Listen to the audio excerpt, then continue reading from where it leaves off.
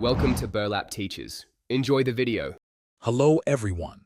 In this video I will explain how to make tea coasters at home. We'll start by gathering all the necessary supplies.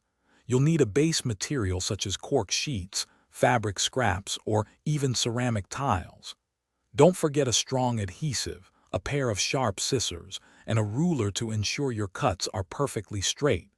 Think about adding decorative touches like paint or markers to personalize your creations. This project is simple and fun for anyone to try. Now, let's move on to crafting the coaster base. Begin by cutting your chosen material, like cork, into squares or circles. Aim for a size of about 4 inches across to provide ample space for a cup. It's important to make sure all your pieces are uniform for a professional look.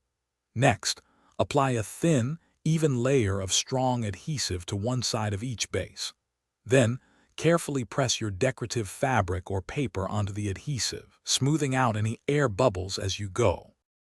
For the finishing touches, carefully trim any excess fabric or paper from around the edges of your coaster base. A sharp craft knife can help achieve a very clean and professional look. Once trimmed, it's crucial to apply a clear sealant or varnish. This protective layer will shield your beautiful coasters from moisture and spills, making them durable. Remember to let each coaster dry completely for at least 24 hours to ensure the sealant cures properly. Finally, let's explore some creative ideas for your coasters. Don't be afraid to experiment with various shapes, patterns, and color combinations to make truly unique designs. For added functionality, consider attaching a non-slip backing, like a small piece of felt, to the bottom of each coaster.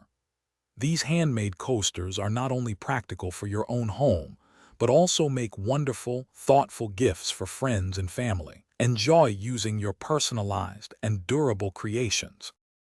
Thanks for watching. Consider subscribing if this video helped you.